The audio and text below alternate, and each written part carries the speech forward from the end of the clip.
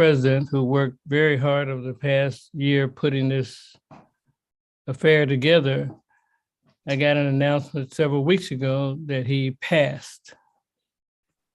And after all that preparation, he passed.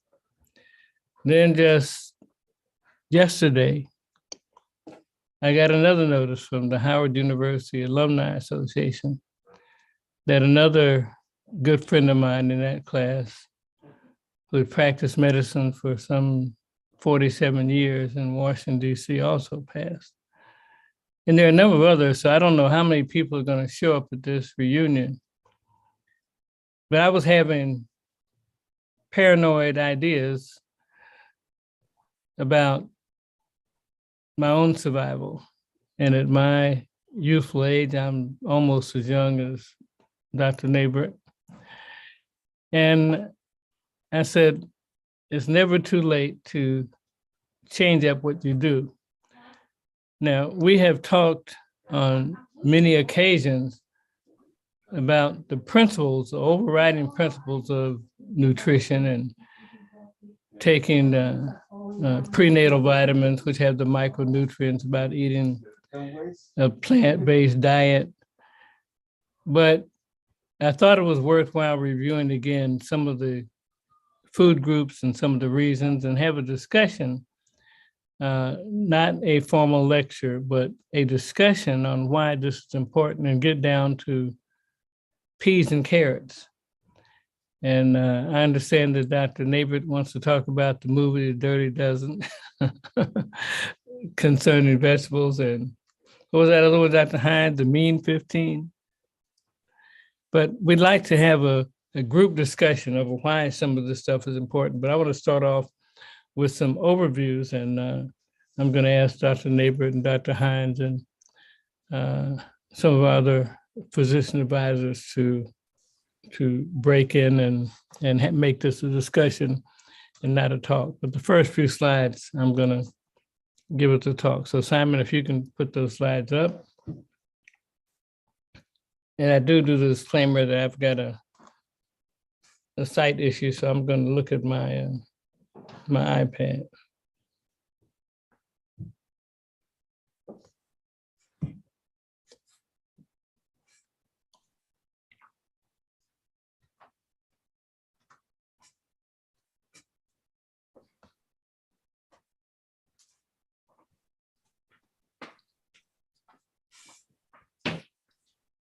Are you able to show them?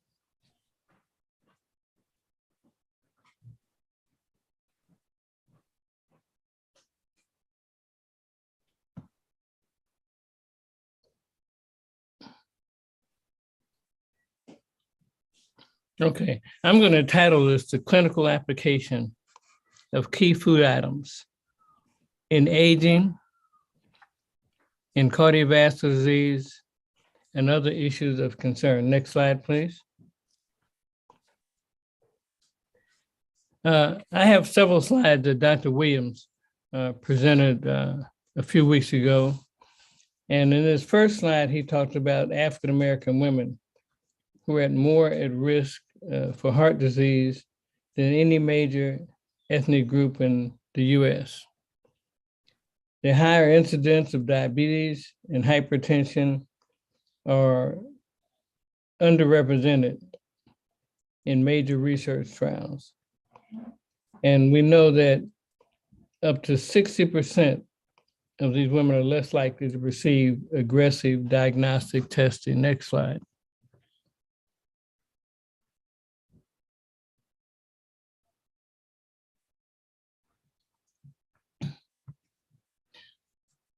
So some cardiovascular disease statistics, we know that African Americans are about 2.5 times more likely than the general US population to die from complications of high blood pressure. High blood pressure and hypertension are the same. Approximately 1/3 of African American adults have hypertension, and they're among the world's highest rates. The prevalence of MI, which is a myocardial infarction, a heart attack in women, is 3.3% compared with a 2% number in white women.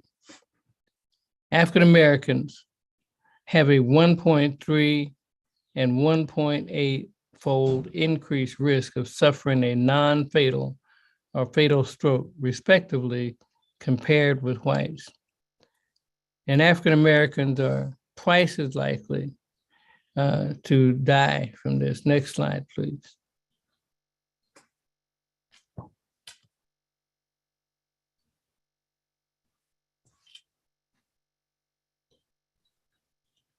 So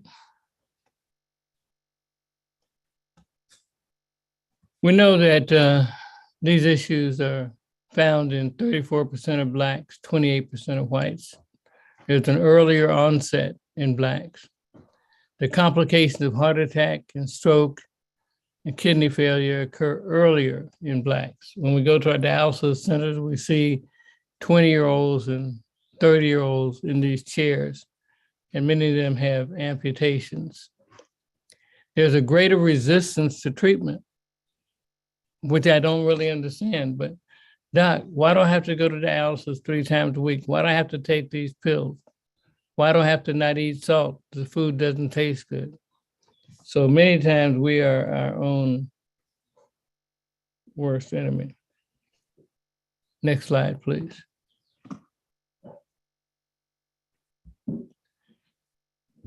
This is just a cartoon that I thought was non-humorous, showing the healthy prehistoric cavemen, and through time and millions of years, we end up in front of a TV eating French fries with a belly and getting big. It looks relaxing, but it's really potentially very lethal. Next slide. Dr. Maxey, before you move from this slide, I'd just like to make the point that I would like to see a child on this slide, because we have clear evidence now that the beginning of the problem is not when someone turns 23, but it begins much earlier with their eating and exercise habits through childhood. So the evolution of cardiovascular risk really needs to come between the last ape and the first human there as a child. So you predicted my next slide. Show the next slide, please. Well, you know, a pediatrician is going to step up on that. Okay, so atherosclerosis, which is cholesterol and fat in blood vessels. And this is a picture of a cartoon picture of a blood vessel. And it shows that endothelial dysfunction, and endothelial dysfunction is the inside lining of all of our blood vessels. And we see the start of foam cells are actually in the first decade of life. So Dr. Neighbor is quite on time. Then you develop fatty streaks, and that occurs earlier. And then intermediate lesions, then atheromas, and as you move into further adulthood, fibrous plaques and complicated lesions and possible rupture of those. So that is very true. And most of our eating habits are learned. I've seen mothers take baby food, Gerber's baby food, and put butter and salt in it to her taste. So that kid really doesn't know what taste until mommy puts it in there. So I think early teaching, early diet habits that you put in your child will serve those children better so they can have a longer life. Next slide.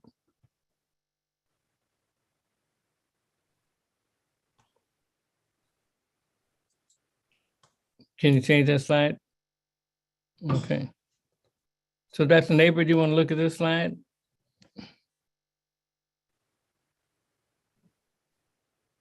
I'm not seeing the bottom of it. Okay, thank you.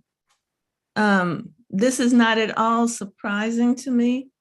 The incidence of coronary atheromas are directly tied to fast food intake, fatty food intake, and weight. We have, our children are much heavier now than they used to be. They're consuming lots of sugary, both drinks and foods, many of which are laced with high fructose corn syrup, which we know to be very deleterious to health.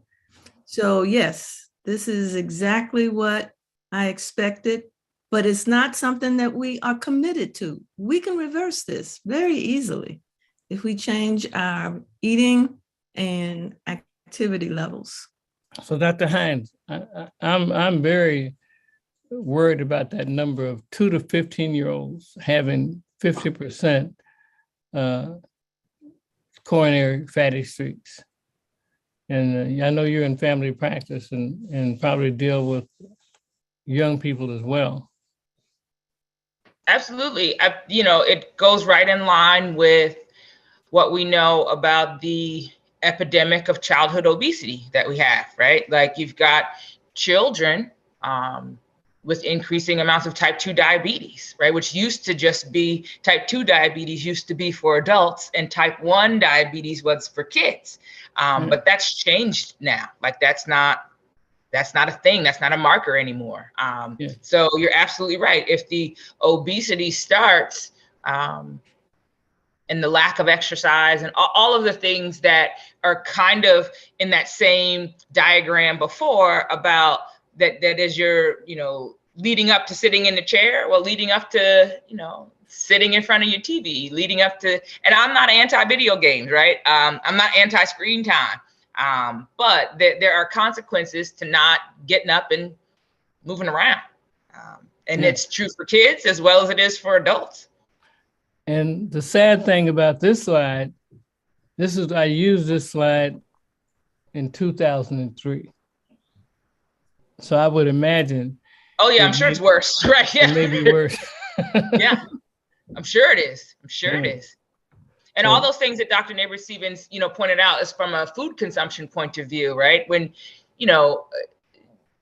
especially when you're talking about school lunches and the foods that kids have access to, and the thoughts around instant gratification, like I'm hungry now, I want this now, right? The ease with which now you can, especially as an adolescent, even if you don't have a car, you can bring all of that to you, right? Like now you can get right on your handy phone and have all the Chick-fil-A come to you, even if you couldn't get there. Like that's interesting. When my sister was in high school and making money selling lollipops, right? Like the most you could get was a pizza, right? But now you can call up and get anything you want from a food point of view.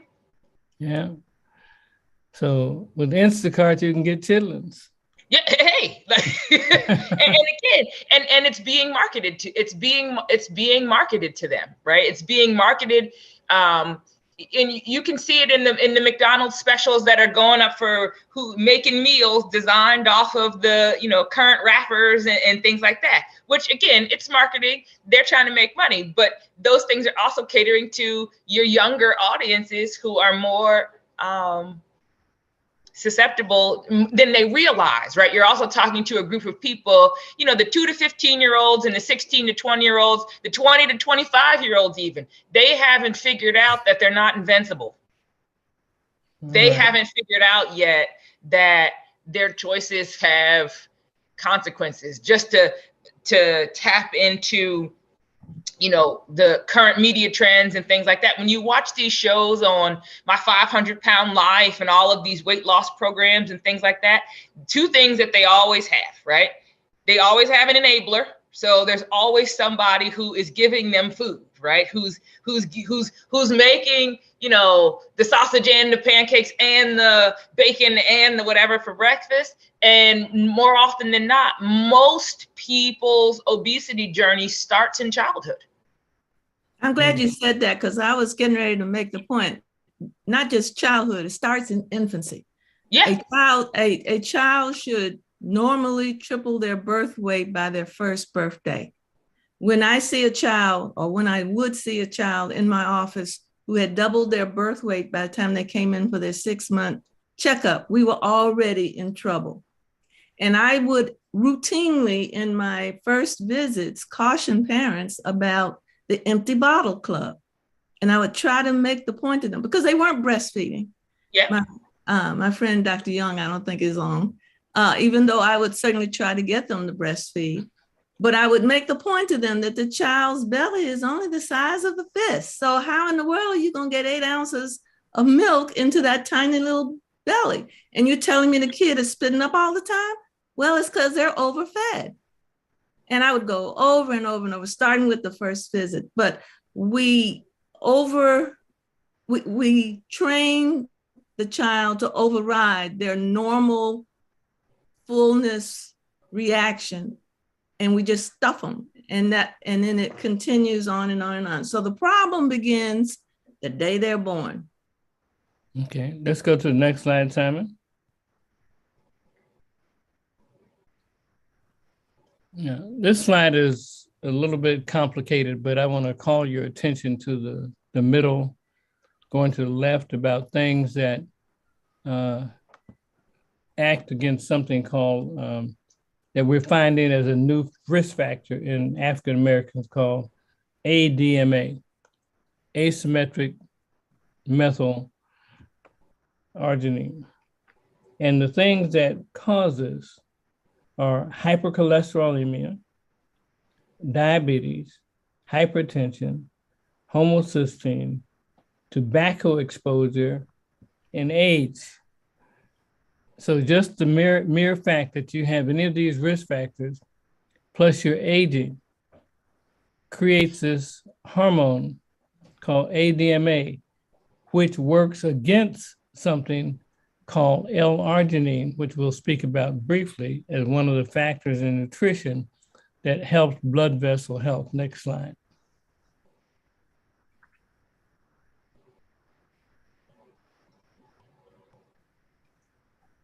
So those risk factors we named already, they're hypercholesterolemia, high glucose, hypertension, insulin resistance, which is one of the main causes and main factors that happen in diabetes, that the insulin does not get absorbed appropriately by the muscle, and hyperlipidemia, and again, hyperhomocysteine. Next slide.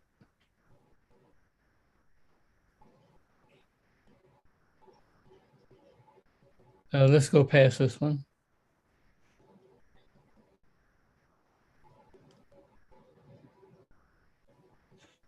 So there are multiple sources of what we call oxidative stress. Oxidative stress is what happens you can't get around oxidative stress, the fact that we breathe oxygen.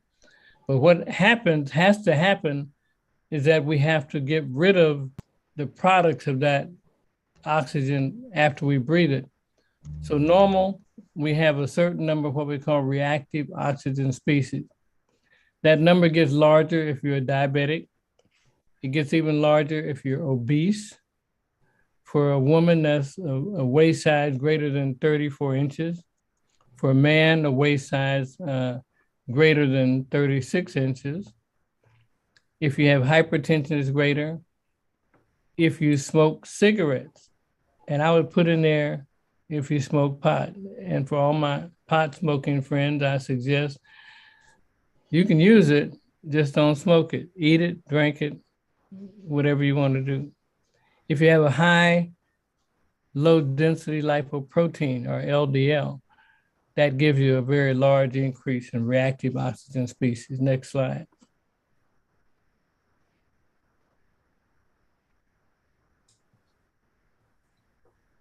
So hyperglycemia is a high blood sugar. And I tell people, I give an example of something called, there's a dessert that I used to eat. And they make this dessert, it's called creme brulee. And in creme brulee, it's a custard that has a glaze over the top of it. And the way they make the glaze is to put sugar on top of the custard and then put a Is it blowtorch they use, Dr. Neighbor? Yeah. Yeah, it's blowtorch. Okay. Yeah. So it's good too. That's one of my favorite desserts. But when you make that glaze, it turns into these little plastic things. Now in the human body, the blowtorch is your temperature of 98.6. So if you have a higher than normal blood sugar, it creates something that we call glycosylated hemoglobin. Many of you have measurements of something called hemoglobin A1C. Well, what that does, those little spicules of, I'm going to call them plastic and glass, that's not really what they are, but they're the same thing. They get stuck in blood vessels and they create a lesion that white blood cells and fat cells can accumulate around and end up creating an atheroscleroma, making your blood vessels thick, arteriosclerosis. And that is why high blood sugar is very dangerous. So you may say, well, my blood sugar is all right today, but we measure your blood sugar average for the past 3 months. That's called the hemoglobin A1C. And this is extremely dangerous to you. And you can't feel it and you can't see it until it's too late. Let's go to the next slide, please. So at the basis of a lot of diseases is something called chronic inflammation. And if you name any common disease associated with aging, cancer, dementia, heart disease, metabolic syndrome, type 2 diabetes, chronic inflammation will play a role. So inflammation is not in and of itself bad, because if you cut your finger, Dr. Wilbur Jordan, it can get infected. And we have an inflammatory reaction where white blood cells, blood, red blood cells, and inflammatory hormones come to that cut and they try to heal it, right? So that's good.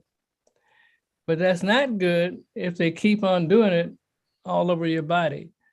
So inflammation is like, would I be all right in saying it's like rust on an iron rod? It happens by oxidation, but you don't want rust inside your blood vessels. So inflammation is good in the acute sense. It helps protect you. But if it keeps on keeping on for weeks and months and years and it's happening to organs in your body, that's not a good thing. So they begin to attack your own blood vessels and brain cells and organs. And me and one of my good friends named Carl Brooks, we talk about our brains all the time. But as he gets older and I get younger, I wonder what's happening to his brain. Next slide, please.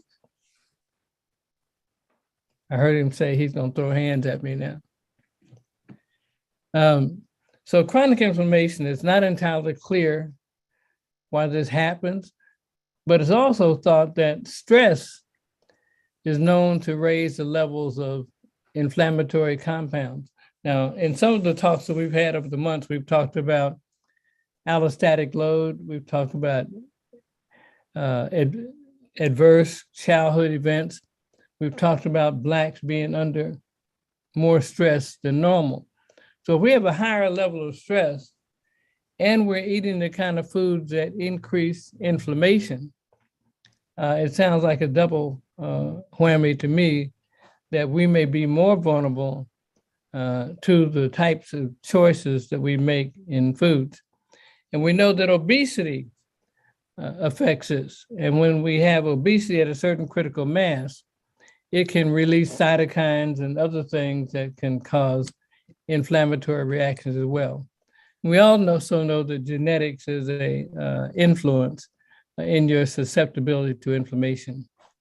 So we need to have a diet which recognizes that we have to eat correctly. Next slide, please. So a selection of different food groups to consider. And I'm going to go through a few food groups and then we can talk about the dirty dozen or the divine nine or whatever. Next slide, please.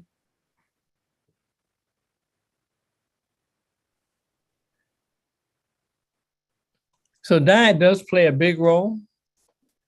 specifically if you eat too much flour, white flour, sugar, fried foods, and not enough fruits and vegetables.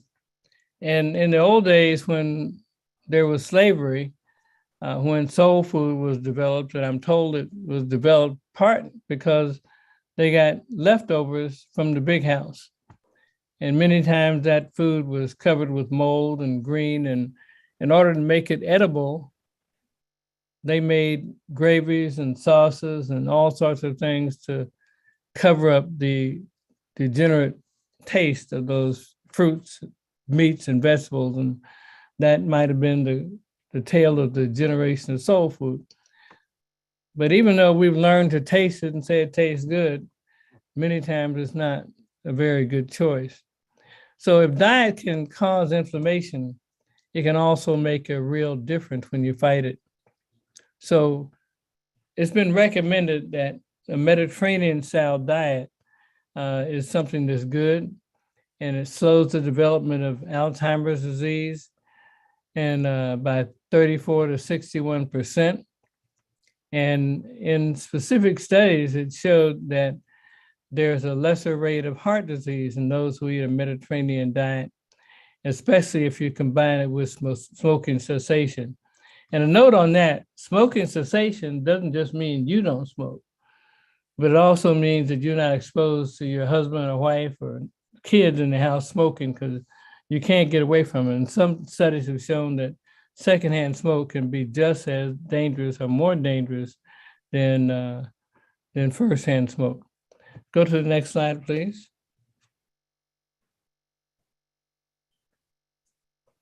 So what can eating do to you?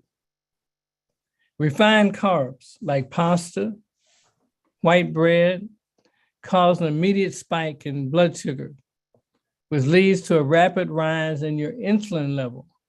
So that insulin says, oh, there's a big load of carbohydrates coming, let me get ready for it. And then there's a swift plunge in the sugar. And many of you, after Thanksgiving and eating all the food and cranberry sauce and dressing, go to the couch and you're sleepy. So this blood sugar roller coaster leads to fatigue and drowsiness. And the standard American diet of meat, cheese, and highly refined products also destroys the gut and triggers inflammation through sapping energy. We know that our microbiome, which is the bacteria that live in our gut, doesn't eat meat, doesn't eat protein. It eats plant-based stuff. It eats fiber. So if we're only eating steaks and chitlins, it starts to attack the gut itself and can lead to something called leaky gut syndrome, where you actually have feces or stool actually get out of the gut and get into your body. And I don't know if that can cause an infection, but it's not good. Is that true, Dr. Jordan?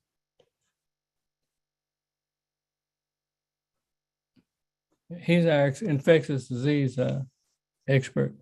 So we say that when you eat, you should eat a high fiber diet. That's like providing a feast to these microbes that are in our gut. Next slide.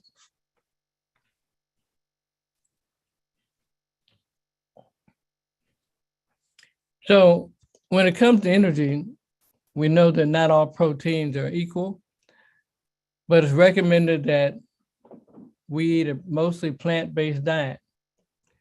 And you use meat as a condiment, not as a main source of your protein. So there's something called blue zones. And these are approximately 5 places in the world where people live active and energetic lives well into their 90s, and some of them are centenarians.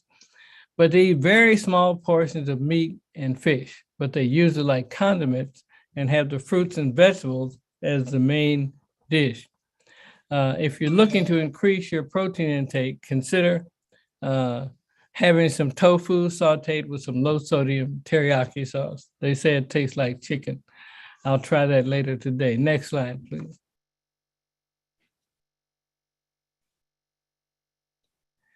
So one of the foods that they eat in Okinawa is the purple sweet potato or purple yam.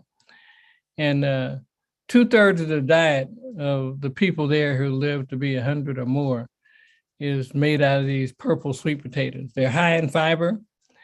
They're slow burning complex carbs that are loaded with energy and phytonutrients. And their purple color is something called anthocyanins. And we've heard in previous talks before that the more colorful food that you eat, the more vitamins and protection that it has. Next slide.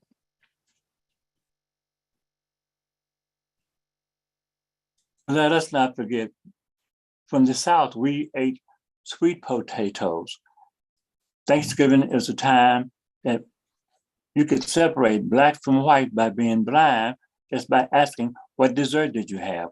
White folks had pumpkin pie, we had sweet potato pie. That's true. I don't like pumpkin pie either. Everywhere. Well, that's good, Dr. Jordan. Green tea is another, and as we get older, our energy gets less. So I looked at things that help with fatigue and energy, and not just drinking some apple juice or grape soda or red soda that many of our people drink. So green tea doesn't contain much caffeine, and it contains about 30% of what coffee has in it. So it has about 26 milligrams compared to 96 milligrams that coffee has in it. And even though I would say coffee has a bad rap, it's one of the biggest antioxidants that Americans have. So don't get rid of coffee, just use it in moderation. But one of the things in green tea is an amino acid called L-theanine that can reduce stress and improve cognitive function. And this is according to a study in 2019 published in a book in a journal called Nutrients. The antioxidants, e.g. CG, which is anti-cancer, helps protect you as well. But we know coffee is good. It was produced in critical reviews. So anybody got any comments on coffee? I'm a coffee addict myself, but I know I need to cut down because coffee causes vasoconstriction, which can cause elevation of blood pressure, but it's a good antioxidant. So you have any thoughts on that, Dr. Neighbor, while Simon's getting the next slide? All things in moderation. Okay. I think, though, that while you're on this is a good place to talk about in moderation, right? What a vague term, and what does in moderation mean? So for some people, coffee is a great example, right? To your point, coffee in itself is not bad, but by the time you might want to check things. If you're doing 3 and 4 cups a day, right, that could be contributing to your high blood pressure. That could be contributed to dehydration, not to mention calories, right? So for those who like their coffee straight up black, no sugar, no cream, okay, right? But for those of us who, like myself, like their caramel flavored coffees and things of that nature, 3 or 4 of those a day, if it allows you to sleep, right? Because it can also be something that can contribute to insomnia and things of that nature. It might be doing you more harm than good, especially when you're looking at, because lots of times moderation is loose depending on how much you like the thing, right? Like, I cut down from 5, or, there are some people who are going all day long, all day strong with their moderation. And the other thing too is lots of times we're applying in moderation to multiple things. Well, I had the French fries, but only got the small, right? But then but you're doing it all day long. I had the 2 cookies instead of the one. I had the 2 cookies instead of 4, right? And next thing you know, your in moderation is so loose that unfortunately you're losing the battle that you're trying to fight because. And again, I'm saying this, from experience with patients and personal experience. My favorite is salads, right? And the beloved salad dressing. Well, that's my favorite, Dr. Hines, salad dressing. you're eating the salad, right? Because you're trying to do the right thing. But then when you added the cheese and the croutons and the average person uses a quarter cup of salad dressing. The quarter cup of salad dressing. Oh darn. Well now, and it doesn't negate that you've eaten vegetables, which is great, but you may not have gotten the low calorie meal that you intended to go get. And the last thing I'll say about moderation at this point is the overcompensation. Like, oh yeah, I've walked today, so that means I have earned a treat. Yes. All right. So here's the really unfortunate thing. And I don't know the numbers on this, but it gets worse as you get older, right? Like you went and walked your 3 miles. And if you come back and eat that, fried chicken sandwich and whatever treat that you give yourself for having done the right thing, you might end up with a positive caloric intake. You burned 300, but then you came back and ate 700. Is that really what you meant to do in trying to reward yourself? For most of us, no. But just some things to think about with the vagueness of in moderation. Because some of us are, my favorite is I eat right Monday through Friday, and then on the weekends I can eat whatever I want. 2.5 days of eating whatever you want is can be very damaging to the overall goal if you're really trying to lose weight. And it can be very frustrating when you think you're doing the right things and then you're not getting the progress that you want, and then you're discouraged, and then it's very tempting to be like, forget it all, right?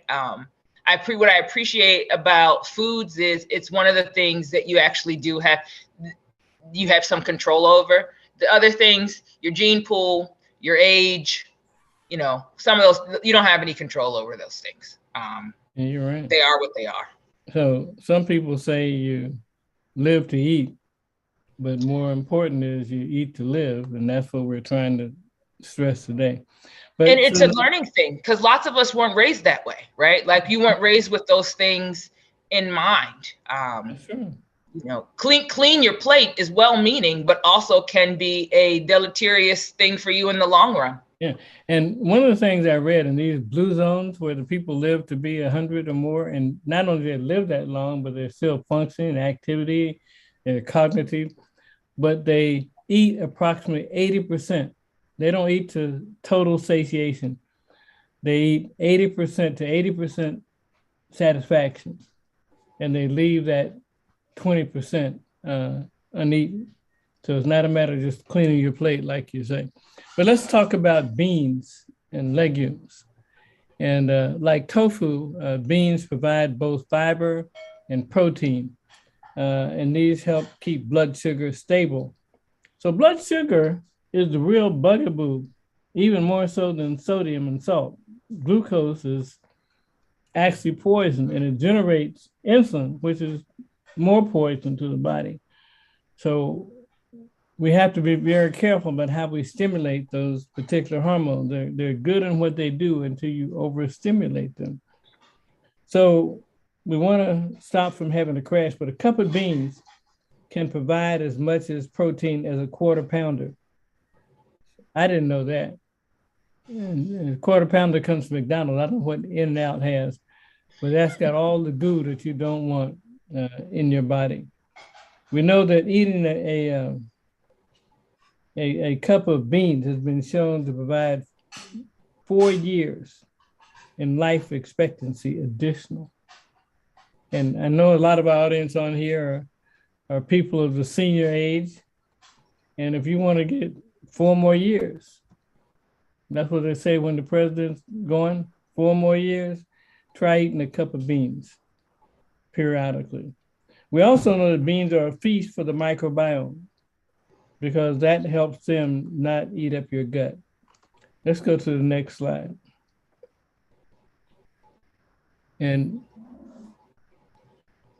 when my mother was trying to get me to eat vegetable, and I was not a vegetable fan, for some reason I always liked beets. And some people don't like them, but they're good. They're a great root vegetable for people to start eating.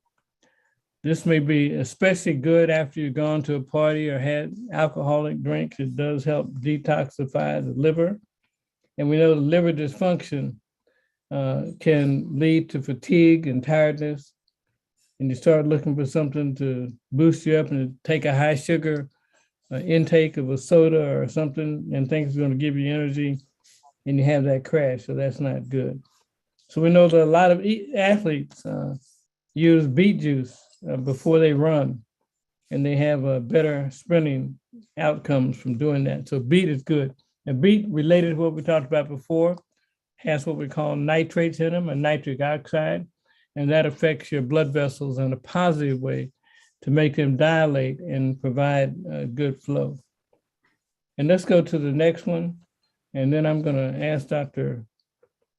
Neighbor to talk about feeding babies oatmeal and when they should eat it. So oatmeal, steel cut, is gluten-free, is high in fiber. And this is a whole grain, it's nutrient dense, and it contains more fat and proteins per gram than other grains. It gives a relatively low glycemic index, which means it won't raise your blood sugar to a high level. It gives you consistent energy, no drops in blood sugar.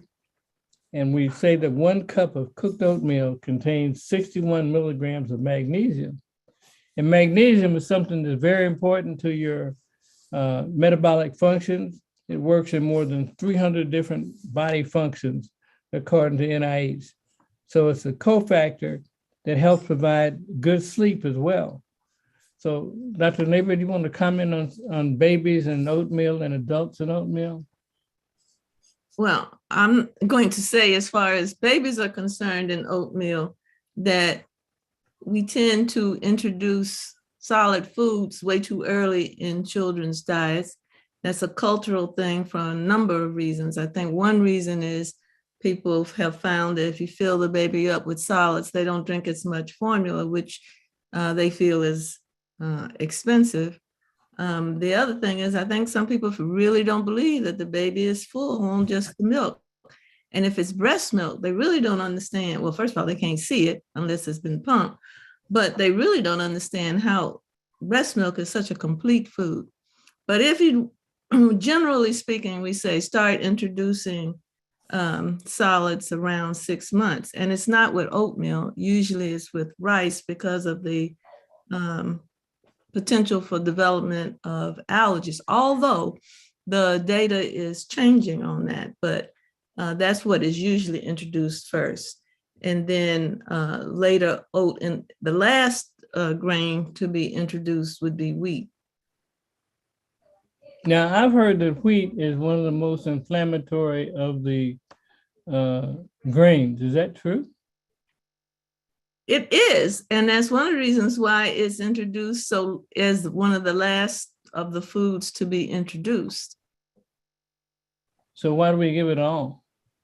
Because it's in bread, it's in a lot of foods that people eat. When I said wheat, I didn't mean cream of wheat, I meant wheat-containing foods. Okay. All right, let's go to the next slide. While we're transitioning, I think this is also a place where, like, steel cut oats, right? So steel cut oats are an ideal, but there is also still health benefits and value even in instant oatmeal, right? Now there's a difference between instant oatmeal, and then once you do instant oatmeal that has apple cinnamon and brown sugar, then there's another layer. Like, I think that it's important to say it's not just one thing, right?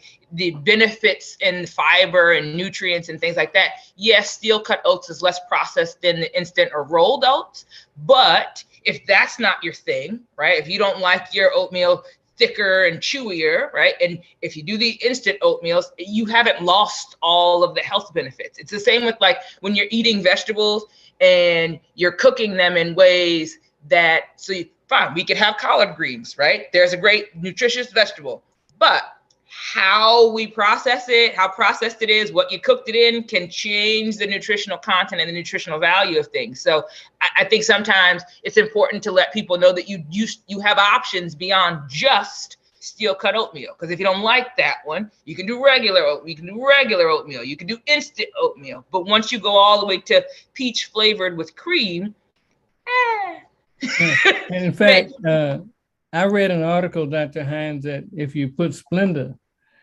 in your cereal, that helps create more leaky gut syndrome. That Splenda, even though you're not getting the sugar, it has other bad things in it too. So, and then there's other ways, like we try, like again, when you're letting people know what their options are, if you want sweetness, maybe there's a way, because for example, I tend to put fruit with the oatmeal, right? Then I don't need to put sugar there directly. But if I like it with strawberries or blueberries, I can get that sweetness in without having to use sugar. There's different things. Some people like crunchy granolas, blueberries. There are options that you have. It's not just do it this one way, and everything else is for naught. And sometimes we make it, in the health community, we can sometimes make it seem like this is the only path. Mm-hmm, mm-hmm. So every time I talk to my friend, Dr. Neighbor, she gives me, if I'm not hungry after I get off the phone with her, I'm very hungry. And she's a bit of a chef. And one of the things that I learned recently was how to cook collard greens. Like when I was a kid, my mom would boil collard greens all day, and they were so good. And you have this stuff called pot liquor. That was really good, where you have all the juice, and I don't know what else is in that juice. But more recently, I learned a technique to take a boiling skillet of water and drop the collard greens in there for 6 minutes, and then remove them and saute them in a olive oil or what's that? Another kind of oil that's supposed to be healthy. Saute them with, instead of using meat. If I use meat, I would use turkey, but I could use just a few slices of tomato and onion as the meat. And that's a fairly low calorie vegetable way to cook it. So I don't know if Dr. Neighbor would approve of that, but that's how I've been doing it. No, it's absolutely fine. And I don't know if any of our listeners have Caribbean connection, but I believe that is the fundamental recipe for callaloo. It's pretty close to it. Yeah. Now you reach my favorite food. I eat ackee, sawfish, and callaloo greens and plantain, but that's another subject. But let's go to this fruits and vegetables. So these warriors have an arsenal of vitamins, minerals, and thousands of phytonutrients, which are beneficial plant compounds. They prevent and attack chronic inflammation on many fronts. The carotenoids are what give carrots their color and tomatoes their hues, and they act as antioxidants, which potentially destroy molecules of oxidants and keep them intact. So that's critical to our well-being. So there's an excess oxidants work against us. They create chronic inflammation and make us more at risk for diseases.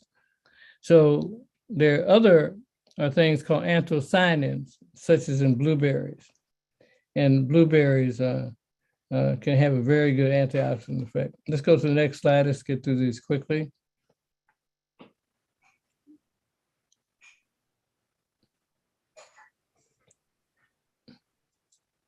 So what to eat?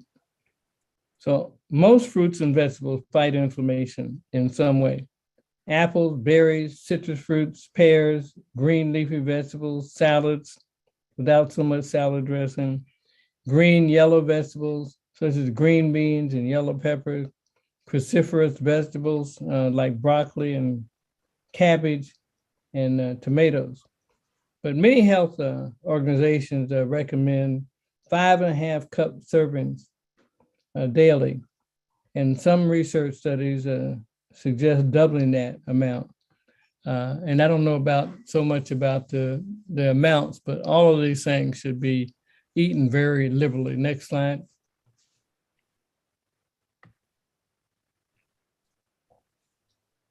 So even though I like Popeye, I had a hard time with spinach early on. Now it's one of my favorite things. But if you skimp on fruits and vegetables, this may cause you to lose life. There's been a whole lot of premature deaths worldwide. In 2013, according to a meta-analysis of 95 separate studies that showed early death that happened by not eating your fruits and vegetables. Let's go to the next slide. Now, herbs and spices. Now, herb when I was young meant marijuana, but we don't mean that kind of herb. So like fruits and vegetables, herbs are rich in vitamins, minerals, and phytonutrients. There's a rosemary acid, which is found in rosemary, thyme, and other herbs. Is both an antioxidant and an anti-inflammatory. To name a few herbs such as basil, dill, organic, oregano, which is in chili, parsley, rosemary, sage. All of those are very good, including star anise and turmeric. Turmeric is claimed to be one of the things that helps lengthen your polymeres, keeps your what do you call those, Wilbert? It helps you live longer. So without official guidelines, we know to just use them generously. I don't think there's a limit on what you can use with those types of spices. Ginger is another one. Now, I had no idea that ginger was as spicy as it was. I made some turkey soup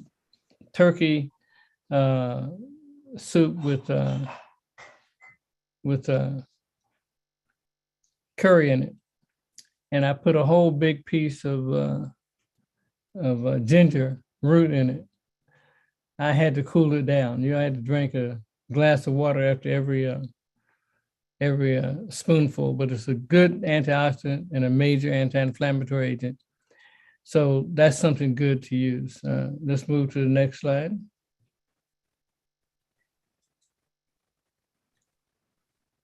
So next slide, Simon.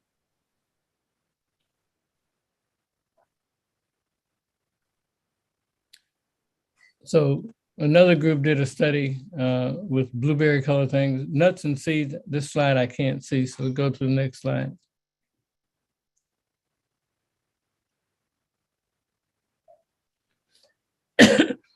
It said the nut eaters have a better heart health than people who don't eat nuts. We know a lot of people are allergic to some nuts, but it's good if you can eat them. That if you need a number of 1 3/4 ounces of nuts a day, it reduces your C-reactive protein, which is an inflammatory marker. And we know that people tend to weigh less when they eat nuts and have a lesser degree of heart disease. Let's go to the next.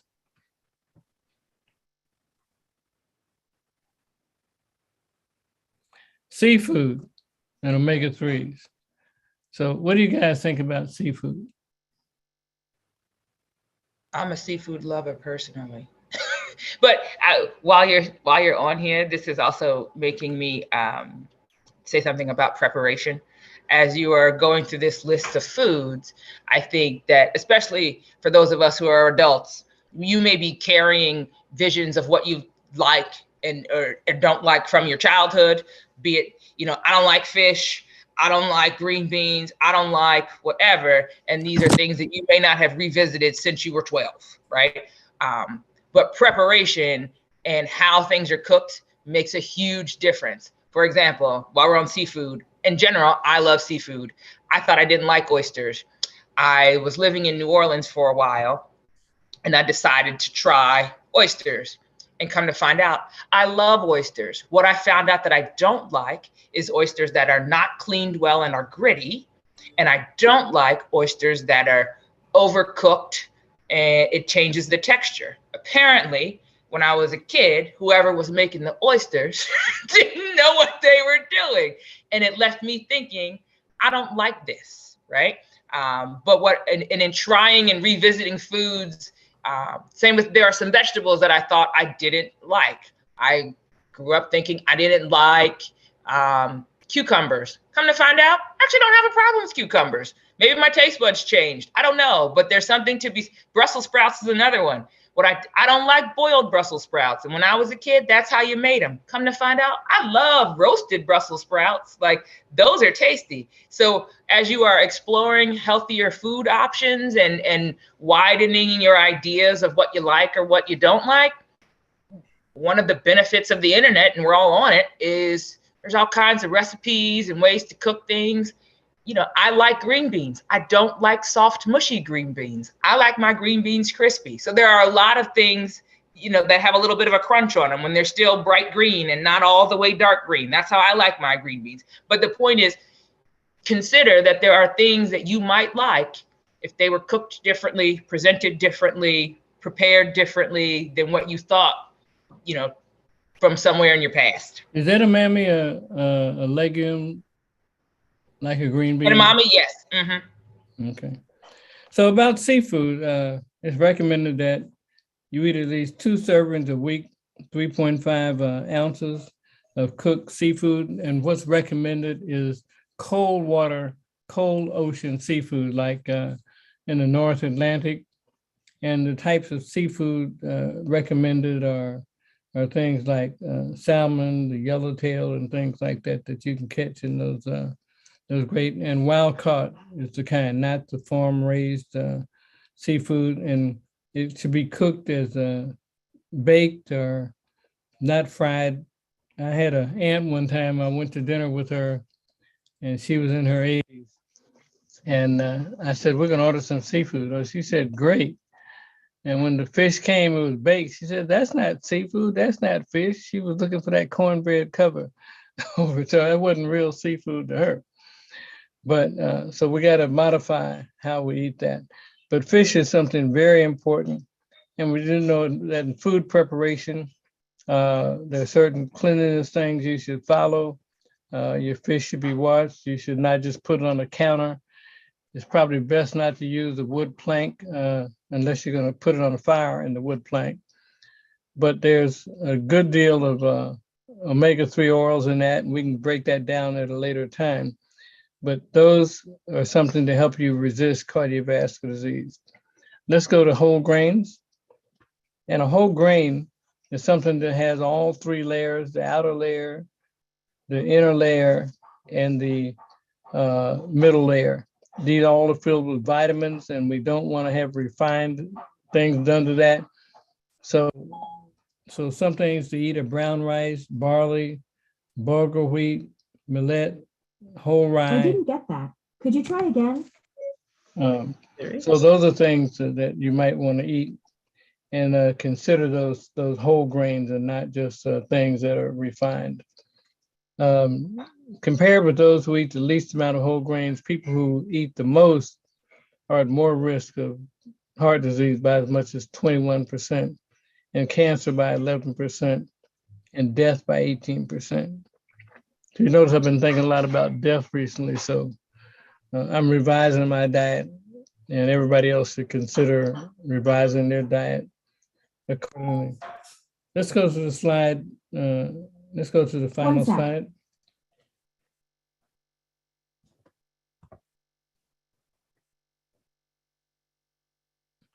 So let's hear about the dirty dozen, Dr. Neighbor.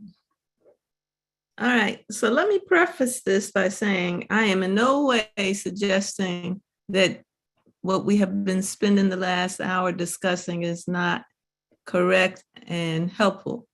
But what I am about to bring forward are some things to keep in mind as you consume these good fruits and vegetables.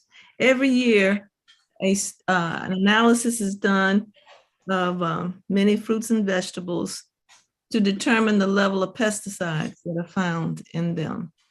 And the consumption of pesticides, as you probably would assume, is not something that we want to do. And again, It can be even more dangerous in babies and young children than in adults, but it's also not good for adults to consume. So the Dirty Dozen list for 2022, number 1 is strawberries, number 2, spinach, number 3 are the greens, kale, collards, and mustard, 4 nectarines, 5 apples, 6 grapes, 7 cherries, 8 peaches, 9 pears, 10 bell and hot peppers, 11 celery, and 12 tomatoes. So how can you safely consume these fruits and vegetables that we know without the pesticide are very good for us? Well, if possible, buy organic.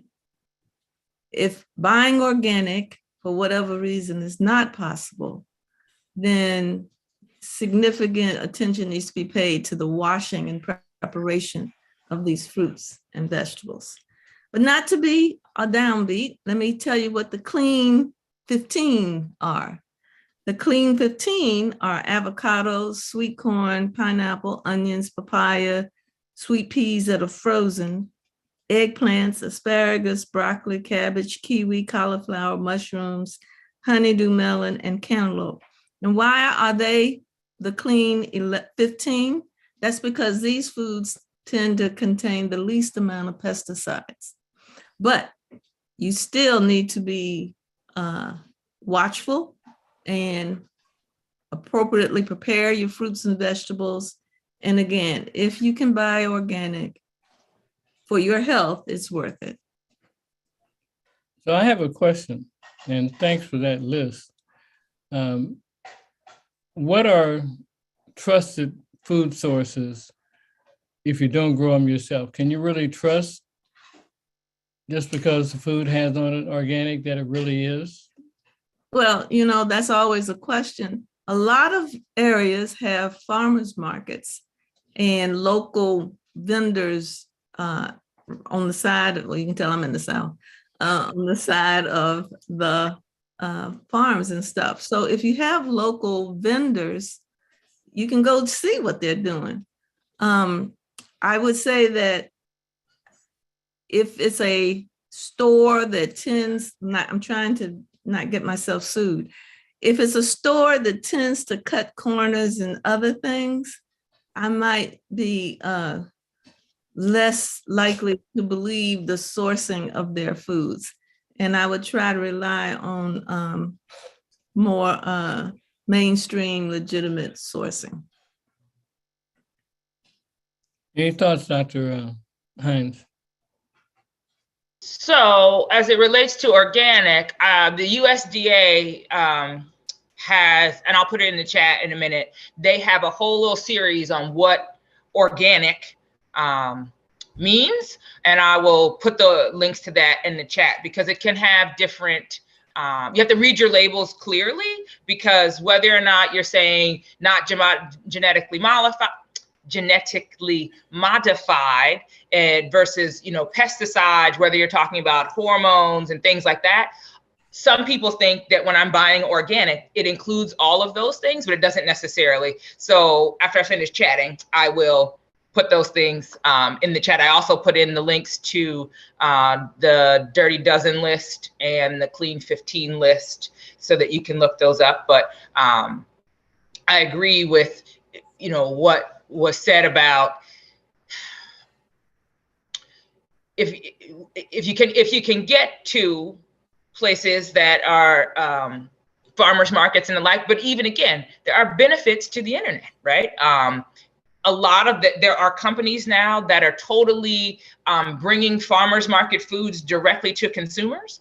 Lots of local grocery stores are developing relationships with local farmers, and so that they can put locally grown foods and things like that in some of the larger consumer, you know, grocery chains and things of that nature. But making sure you understand what you're buying when you buy organic, and what's it worth to you? Because the other thing too is lots of times it's more expensive. So you're going to have to weigh the pluses and minuses of what you want to purchase at any particular time. So it's definitely worth purchasing organic.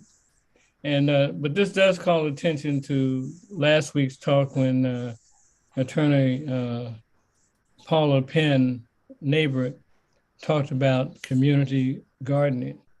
So it's always best if you can control something from seed to the plate. So that's something we should still consider, not only individually, but I think sooner or later we ought to look at that at a larger community level.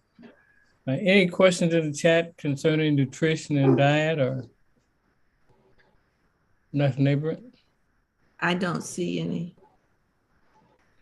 Okay, I'd like to, in our last few minutes, talk about a couple of things political.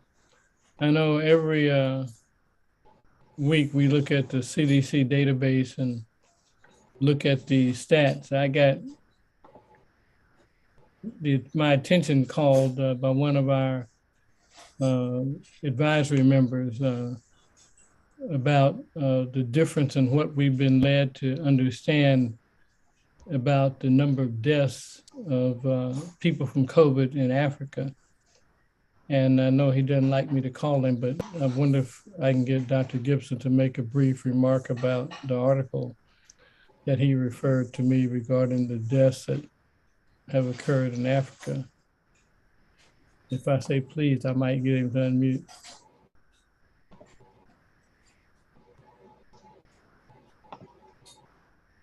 Simon, can you see if Dr. Gibson could unmute? After he joins us, I have something from the news I want to share as well. Okay, go ahead, Dr. Barber. I don't think he's unmuted. Is he?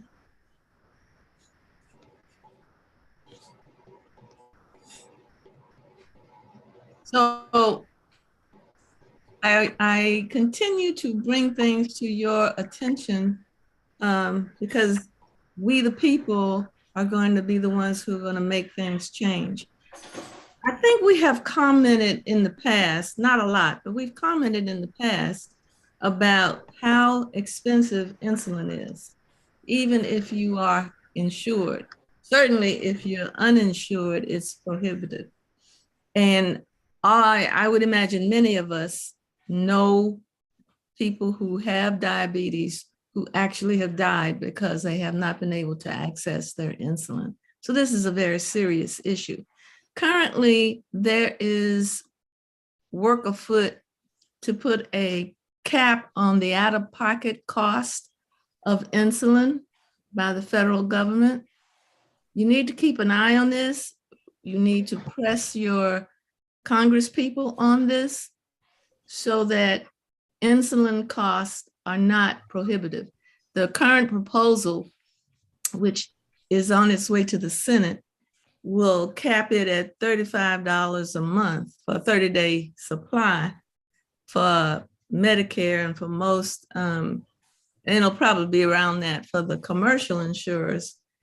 But this is not something that is going to happen easily because there are vested interests who don't want to see that cap on insulin. So I bring this issue to your attention because, as you know, diabetes devastates our community.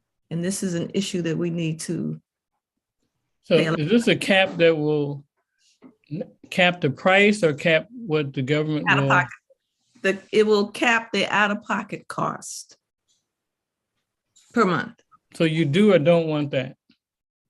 We do want a cap. $35 a month for the uninsured. Well, it won't be $35 a month for the uninsured. So this is not particularly helpful for the uninsured.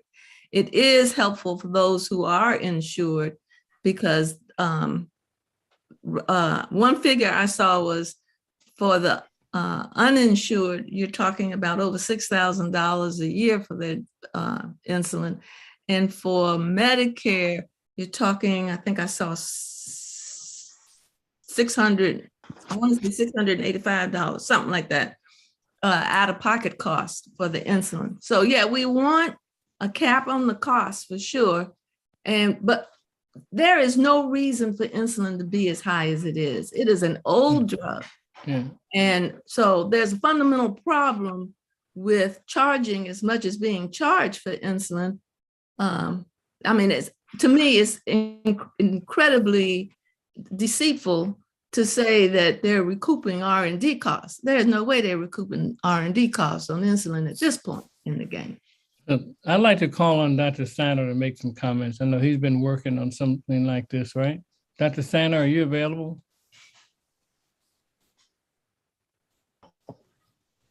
Can you unmute Dr. Steiner? Yeah, hi, Rand.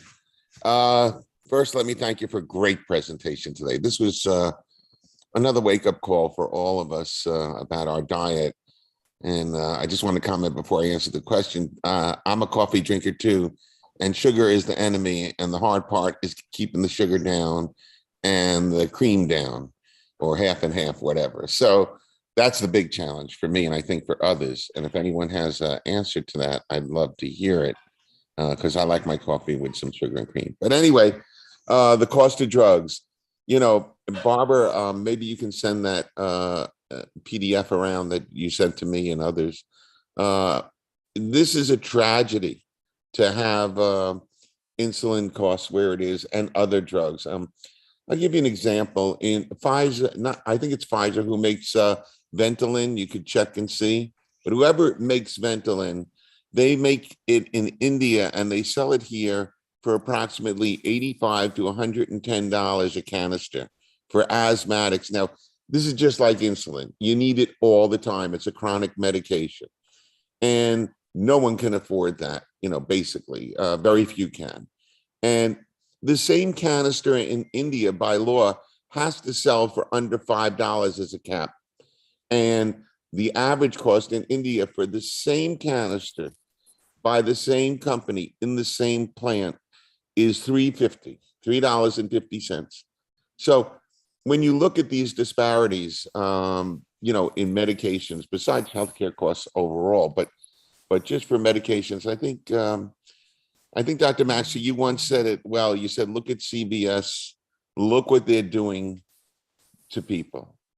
You're so right in that you can look at their prices and then use a discount drug card. We have one, and the savings are normally 80% savings.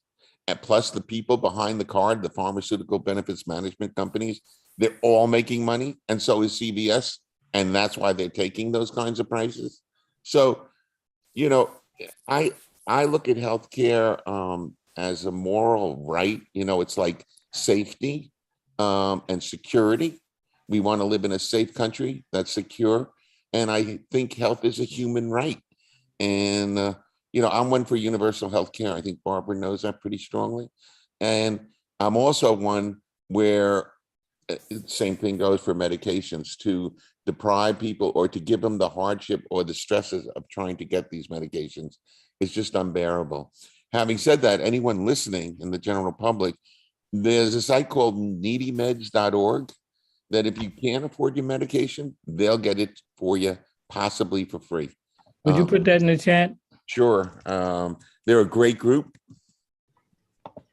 And I'm going to ask you in the near future to talk about a program that you're working on. And there's another gentleman named Steve Crawford, but I'd like to have some of those presented so we can give our people options on these medications. So we know this is a government-backed thing to make sure these pharmaceutical companies make money. And our government is not necessarily trying to provide things that are cost efficient for us. So I'd like to make sure we can offer as much as we can. So for you, Dr. Steiner, we'll look to see when you can speak to that. I know you've done an awful lot of work on that. Yeah, sure. I'd love to anytime. And everyone can email me if they're up against the wall on costs. I can try and give them some guidance on how to receive medical care or medications, oftentimes for free. But those resources are somewhat hidden from us. They're hard to get to know about. Thank you.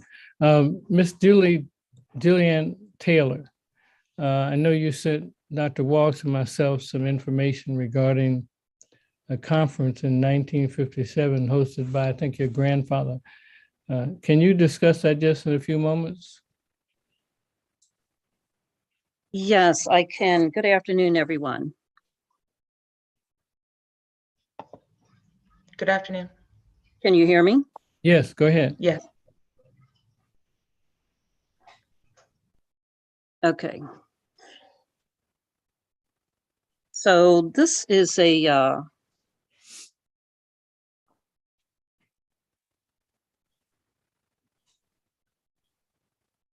article that was published in the January 1957 issue, volume 49, issue number 1, if anyone's interested in taking a look at it.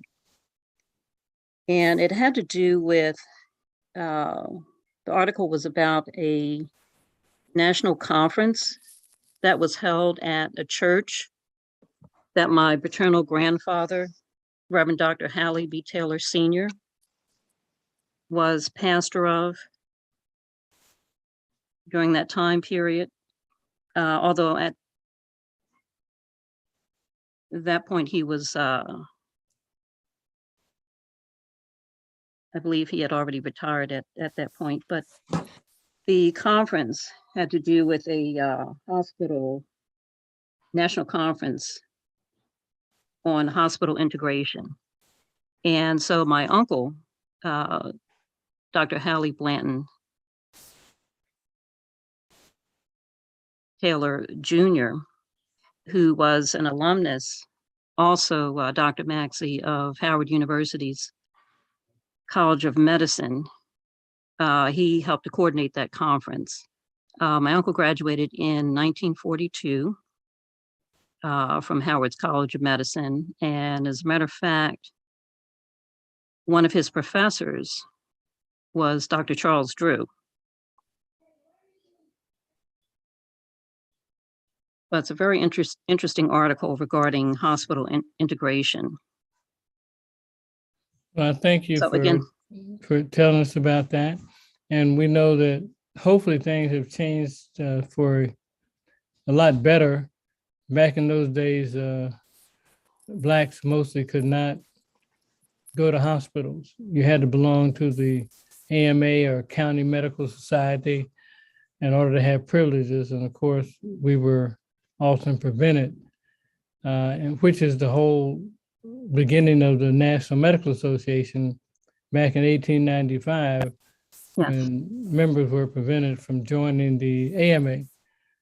So they started the National Medical Association to get around that. Now, many of us do belong to hospital medical staff, but there are still issues of ill treatment of physicians being on those medical staffs. And some of those we're going to be discussing on our medical advisory meetings because people are still having problems. But I thank you for bringing that to our attention.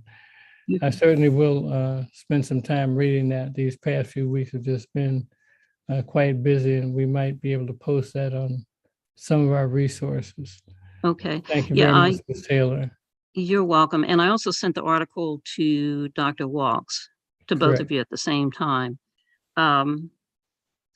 And also I wanted to add that you mentioned that your 50th anniversary as an alumnus of Howard is this week. No, May 5th. In May? Okay. And actually years ago, that was in 1992 when I visited Howard's College of Medicine, and had stopped by the alumni office, and that happened to be the same week that my uncle was celebrating his 50th class reunion from Howard, and the receptionist was kind enough to give me a program from that reception. Was a dinner, rather.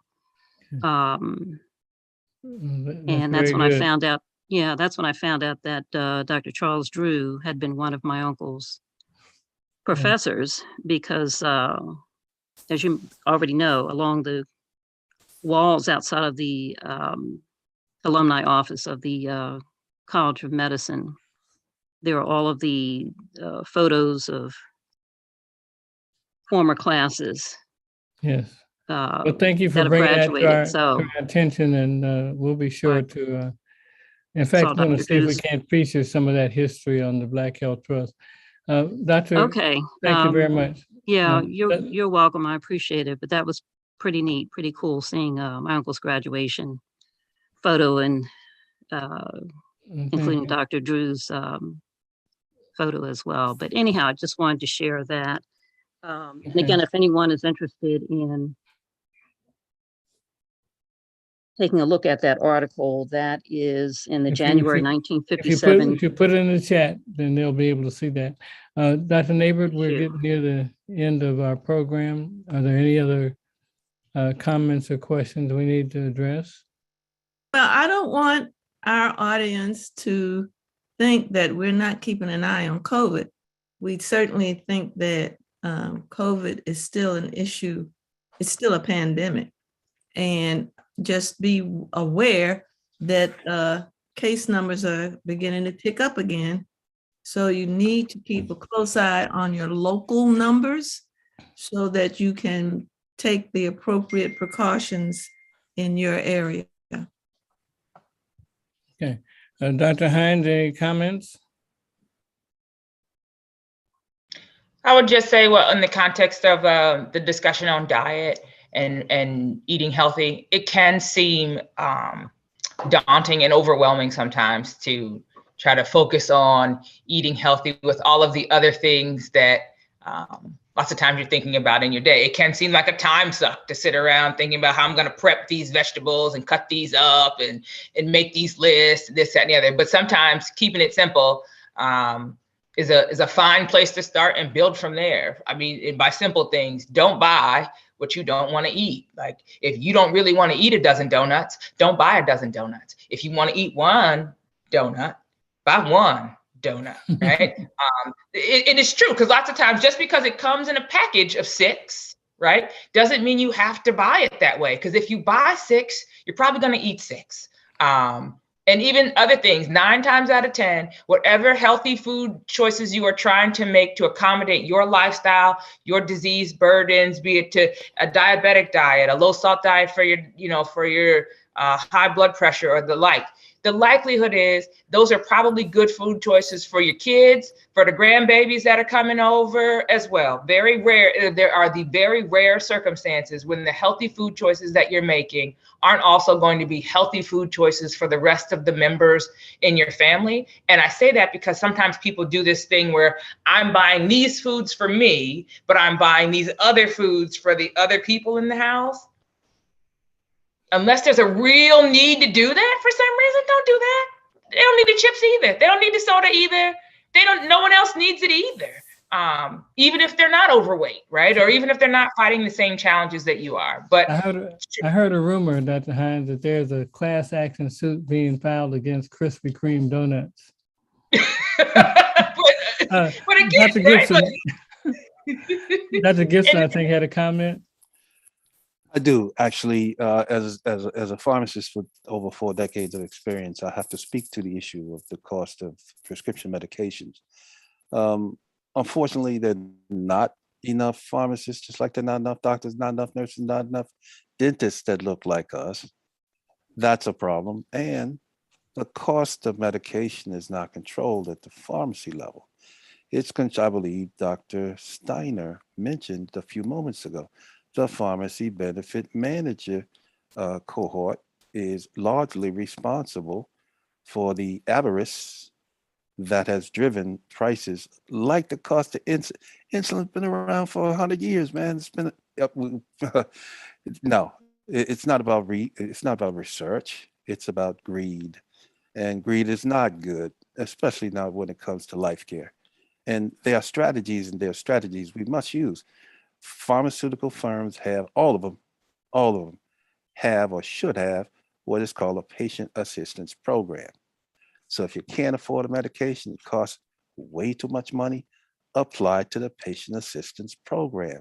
And sometimes patients are able to get the medication for no cost at all, out of pocket. That's a very well-kept secret, and everyone should know that. We're coming up on midterms, and people should let their elected officials know. We need disclosure. We need truth and reconciliation when it comes to the healthcare situation, because the cost of medications are just too high, just like someone else has said, like several of you have said. And that's precisely why I felt compelled to mention, talk to your politicians, talk to the people that are in a position, and let your voices be heard through your faith-based organizations, all of your affinity groups. Make noise so that they know that people are sick and tired of being sick and tired without being able to get any relief. But you have to take ownership when it comes to that. And by the way, utilize the availability of information that you have right there behind the pharmacy counter. Please do that. Thank you. Thank you very much. When I was president of the NMA, I had a phone call from the Secretary of Health's office, whose name at that time was Tommy Thompson, former governor of Wisconsin. And he wanted me, as well as the president of the AMA, to endorse the Medicare Modernization Act. And we both said we didn't want to endorse it. He said, okay, you don't have to, but if you don't, we're going to cut physician reimbursement by upwards of 2% nationwide. And our two organizations, whatever else they are, they're physician unions. And we could not recommend decreasing physician reimbursement nationwide. So we had to cave on that. But that was a bill endorsed and pushed by George W. Bush, President of the United States. So this is baked in to the US government. And there's so much lobbying money being passed around by Big Pharma and the PBMs, the pharmaceutical benefit companies, that these jellyfish Congress people are not going to go against it easily. So this is something that is forced on the United States public. It is not forced on the Canadians, on the Europeans, on any other group but Americans, and it's by decree of the President of the United States. So all these people talking about lowering drug prices, they're lying. Anyway, we're at the end of our program. We thank everybody for participating. Dr. Gibson, Dr. Steiner, Dr. Wilbur Jordan, and of course, Dr. Hines and Dr. Neighbor-Stevens. So, and we appreciate Mr.